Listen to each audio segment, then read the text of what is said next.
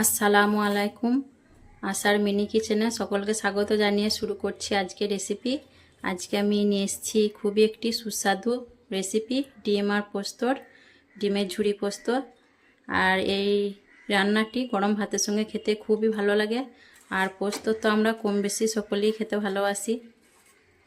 তো ডিমের ঝুরি পোস্তর জন্য আমার এখানে যা যা লাগছে, আমি এখানে 250 গ্রামের মতো পেঁয়াজ নিয়েছি। আর পেঁয়াজগুলো আমি একটা পেঁয়াজ 4 টুকরো করে মাঝে পিস করে নিয়েছি। আর পেঁয়াজের লেয়ারগুলো দেখুন আমি সব একটা একটা করে ছাড়িয়ে নিয়েছি। আর এখানে নিয়েছি একটা টমেটো কুচি, 2টো কাঁচা লঙ্কা কুচি, এখানে 25 গ্রাম পোস্ত বেটে নিয়েছি আমি। আর লাগছে 2টো ডিম। এখানে পরিমাণগুলো আপনারা চাইলে বাড়িয়ে কমিয়েও নিতে পারেন, আমার যেমন লাগবে আমি সেরকম নিয়েছি। তো চলুন রান্নাটা দেখে নেওয়া যাক। তো প্রথমে আমি ডিম দুটো একটা বাটির মধ্যে ভেঙে নিয়ে নেব।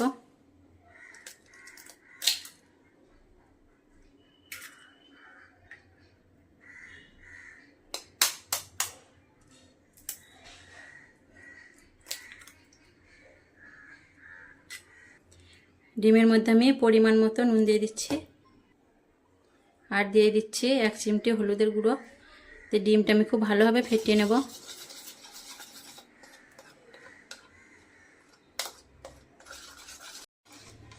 ডিমটা আমি খুব ভালোভাবে ফেটিয়ে নিলাম। এখন আমি রান্নার দিকে চলে যাব।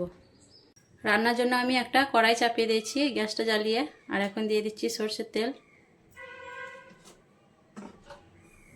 তেলটা খুব ভালোভাবে গরম করে নেব। তেলটা খুব ভালোভাবে গরম হয়ে গেছে, এখন আমি ফেটিয়ে রাখা ডিমটা ভেজে নেব।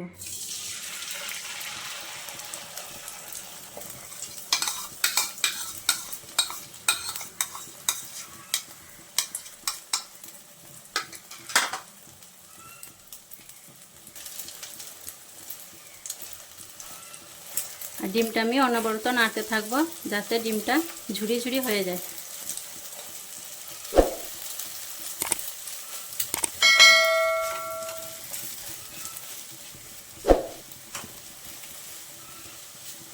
দেখুন ডিমটা ঝুড়ো ঝুড়ো করে কেটে নেওয়া হয়ে গেল। আর ডিমটা আমি আরেকটু লাল করে ভেজে নেব। ডিমটার গায়ে হালকা লাল কালার চলে এসছে, এখন আমি ডিমটা তুলে নেব।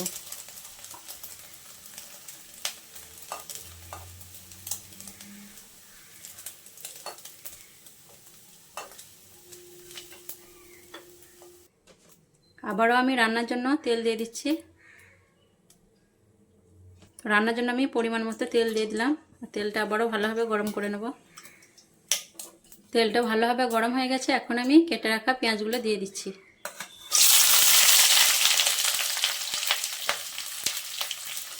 পেঁয়াজগুলো আমি কিছুক্ষণ নেড়ে চেড়ে ভেজে নেব।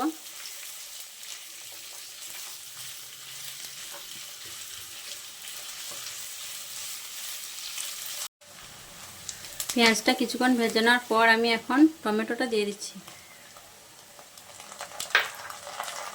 আবারও একবার নাড়াচাড়া করে নেব।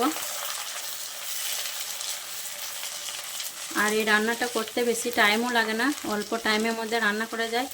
আর এই টুকিটাকি রান্নাগুলো খেতে গরম ভাতের সঙ্গে খেতে খুব ভালো লাগে।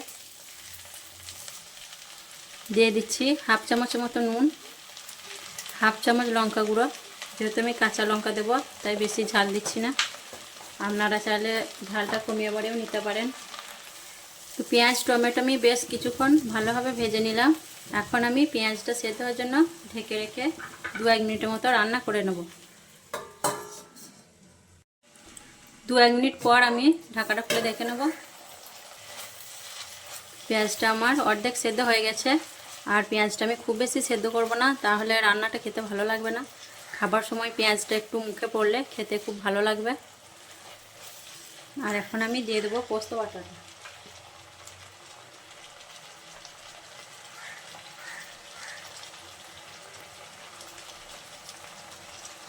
আর পোস্তর বাটিটা ধুয়ে আমি একটু পানি দিয়ে দিচ্ছি, এর বেশি পানি দেবো না আমি। পোস্তটা আমি একটু পেঁয়াজের সঙ্গে নাড়াচাড়া করে নেব। আর গ্যাসের ফ্লেমটা কমিয়ে রেখে রান্নাটা করতে হবে। আর এইভাবে একবার অবশ্যই ডিমের ঝুরি পোস্ত বানিয়ে খাবেন, দেখবেন খুবই খেতে ভালো লাগবে। আর সুস্বাদু একটা রেসিপি, আর বানাতেও বেশি টাইম লাগে না। অল্প সময়ের মধ্যে রান্না হয়ে যায়। এখন আমি দিয়ে দিচ্ছি ডিমটা, আর দিয়ে দিচ্ছি কাঁচা লঙ্কা কুচিটা। আমি সব কিছু ভালোভাবে কষাতে থাকবো। আরও আমি 1 মিনিটের মতো রান্নাটা করে নেব, তাহলে হয়ে যাবে। আর পোস্ত রান্না করতে তো এমনি বেশি টাইম লাগে না। আর এরকম ডিম আর পোস্তর একটা গরম গরম রেসিপি থাকলে ভাত তো একটু বেশিই লাগবে। আর এই রেসিপিটা আমার ছেলে মেয়ে খেতে খুবই ভালোবাসে। এখন আমি একটু নুনটা চেখে দেখে নেব। নুনটা হালকা লাগবে। আর পেঁয়াজটা খুব সুন্দরভাবে সেদ্ধ হয়েছে। আমি 1 চিমটি পরিমাণ নুন দিয়ে দিচ্ছি।